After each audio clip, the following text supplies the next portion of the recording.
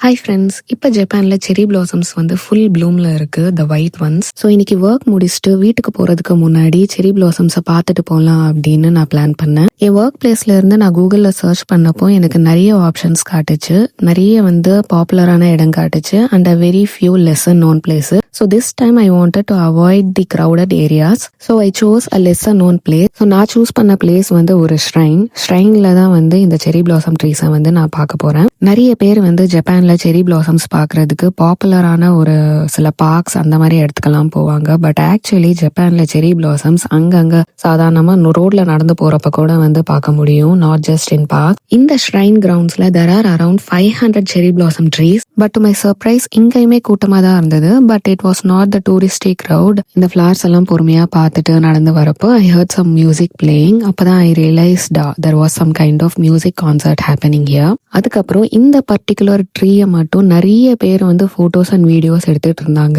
அது ஏன்னு எனக்கு புரியல.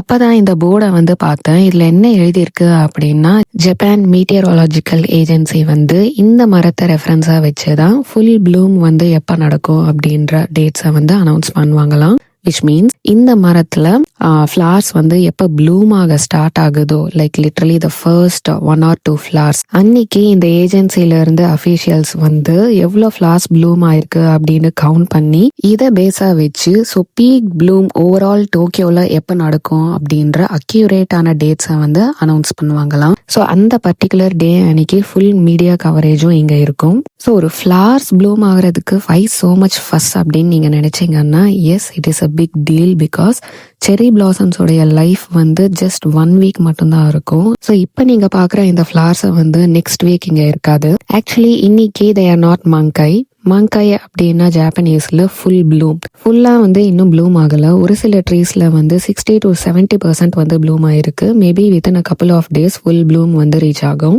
ஐ was very hesitant when I chose this place. எப்படி இருக்குமோ என்னன்னு, ஏன்னா இந்த இடத்த நான் கேள்விப்பட்டது கூட இல்லை. But I really had a very great time here. This place was full of surprises to me.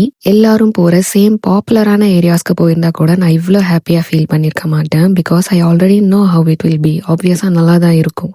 But இந்த இடம் வந்து எந்த ஒரு எக்ஸ்பெக்டேஷனும் இல்லாம நம்ம ஒரு இடத்துக்கு போயிட்டு நம்ம எக்ஸ்பெக்டே பண்ணாத அளவுக்கு அந்த இடம் வந்து அவ்வளோ சூப்பரா இருந்துச்சுன்னா, அப்ப நமக்கு கிடைக்கிற அந்த ஹாப்பினஸ் அண்ட் எக்ஸ்பீரியன்ஸ் வந்து அந்த பாப்புலரான இடத்துக்கு போறப்ப கிடைக்காது. So this was a wholesome day for me.